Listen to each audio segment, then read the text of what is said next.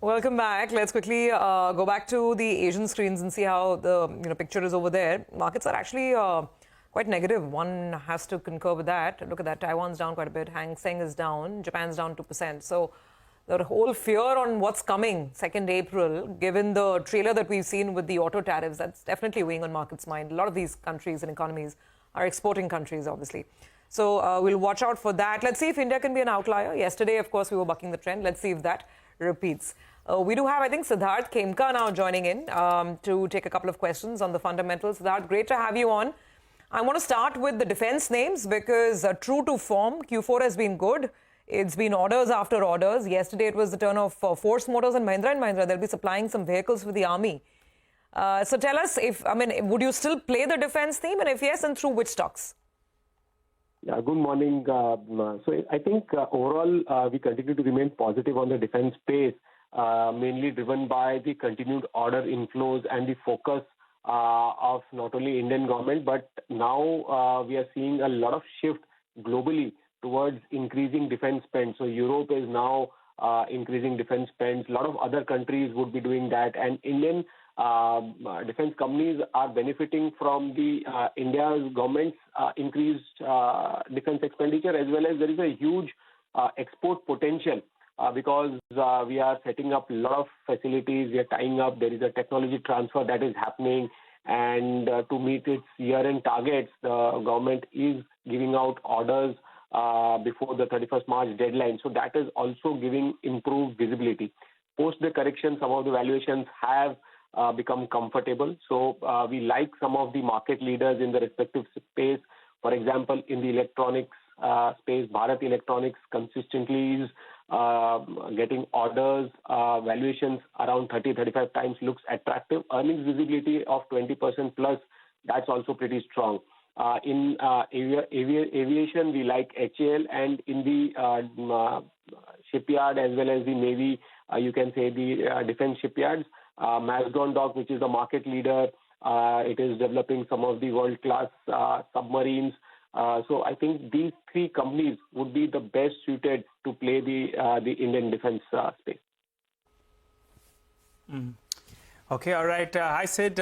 Good morning and good to see you in. What about the auto companies? Yesterday, quite a few of them were down, Tata Motors in particular. And now this is uncertainty with regard to tariffs, but some of them could stand out. What's your view on them? Good morning, Nigel. Good to see you. I think if you look at the overall auto space from a domestic standpoint, I think tractors is the one segment which is consistently reporting strong numbers. So we are positive on M&M. It's largely a domestic theme, and this global tariffs is not impacting them. So I think, again, insulated from this global volatility, consistently the newer EV models as well as the on the passenger vehicle side also. M&M is consistently doing very well, I think, with the strong tractor volumes as well as strong demand for its newer launched vehicles that would continue to do well.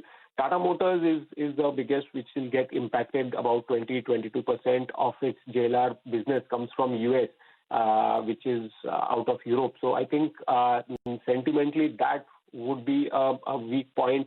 We need to see how the company is able to pass on the price hikes. Is there any impact on margins? So a lot of ifs and buts there. Some of the auto anchors also, which are exporting out of India. So the only thing is that the supply chain will not shift overnight. It will take a long time for US to set up alternates or set up manufacturing base within the country to avoid that. So I think there will be some give and take in terms of margins, in terms of growth, and to that extent, it is better to, at least in the near term, visibility is better for some of the domestic players. Maruti, which is a strong player in the PV segment in India, I think M&M and Maruti, that would be the preferred players in the auto space. Right. Got that. Siddharth, so just to pick up on a few names from yesterday, we'll talk about BSE as well later, but Bajaj Housing, Aadhar Housing, these were large movers. Yes, I'm not sure if there's any news flow. I don't think there was any particular news flow per se, but these are both names, recent listings, and both did very well. And the other one was BEML, ended 15% higher. So just a quick view. How's these two housing finance companies, if you have a view, and then BEML, go on. So yeah, I think Prashant, the RBI improving liquidity in this calendar year, that is a big positive for NBFCs, the OMOs, the interest rate cut, and more importantly, the loosening of regulatory, you can say initially the risk weightages, and now again the weightages increasing in the the priority sector lending. I think those are definitely a big positive for the entire NBFC space. However, if you look at the housing finance, I think the real estate space is witnessing a little bit slowdown, and it will take some more time for the mass or the mid real estate segment to start picking up once there is a meaningful cut in the interest rates.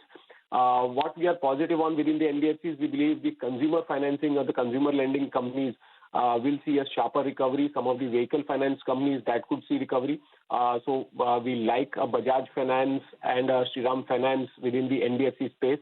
BEML, unfortunately, we don't have coverage. But as I said, again, capital goods companies are now witnessing an increased inflow of orders. And the entire last financial year, we saw a slowdown in terms of order inflows, which is now picking up, and hence sentiments are again improving towards the capital goods space. All right, and yesterday on BEML, there was a large buy by a Motilal Oswal fund as well, which could have caused that stock to move up, besides an order win. And on Aadhar, there was a DAM capital note that's suggesting that, in fact, things are looking up for them. We'll try to get the management the next couple of days, so a couple of reasons why those stocks were up. But Sid, what about BSE? There was that big fear. NSE is going ahead and changing their expiry day, and they could pull some market share back from BSE. Now the regulator has stepped in. They have put out a consultation paper, and NSE has been forced to actually pause in its tracks. So because of that, BSE could be a winner. And also we have the bonus issue meeting over the weekend. Yesterday the stock was up 4%. How do you approach it? Keep in mind that BSE is a stock that's corrected a great deal from the recent peak. Please go ahead. So yeah, Nigel, I think this is a welcome step. I think the regulatory step in was much required, because this musical chair could not last longer. I think NSE shifting from a well-established norm of a Thursday expiry to Monday definitely was, you can say, a kind of a game stopper, because Monday, you will not have the 2 days to play the expiry, going to the expiry, plus a lot of derivative algos, systems, processes have been built over the years with the Nifty expiry always being on Thursday. And that changing would have led to a lot of market participants being disappointed. I think that's a welcome step. Definitely a big positive step for BSE, because they will get clear 2 days, Monday and Tuesday, for their expiry. And the entire theme that BSE would gain market share, there will be a gain in the derivatives market share after what the regulators did was reduced the weekly expiry to each exchange, one per exchange. I think that was again a big positive move for BSE. That news, along with the bonus, I think bonus will be discussed in that upcoming board meeting. BSE is said to keep their market share and improve. That's the view out there. I think that will be a big positive for BSE. We continue to remain positive on the entire capital market theme. And I think with the market improving, volumes have also improved both in the NSE as well as BSE. So keep a positive view on BSE. All right. No, absolutely. We'll know 15 minutes or so. Stock should be higher. And, it'll be an interesting day for the exchange. 46.84, actually interesting day for the stock. We have Siddhartha Khemka, of course, still with us to run us through what he's making of things. So just to kind of sort of go back to some of the other names, right, which saw a decent size moves. Actually, it was a pretty broad-based session in terms of what went up on volumes, right? RHI Magnesia was the number one volume-led gainer, by the way, in trade yesterday. We discussed the housing finance companies. We discussed BEML. But AG's logistics was a 16-17% mover. I mean, just momentum, and some of this tends to spill on sometimes into the next day. Welspun Corp was a big mover, 6-7% yesterday. KEC, Action Construction, Thermax, all from that sort of capital goods, industrials, manufacturing, allied kind of spaces. Siddhartha, any thoughts on any of these names or anything you like in this area? Yeah, so Prashant, I think as we were discussing towards the end of the year, we are seeing increased ordering activity that is building up momentum.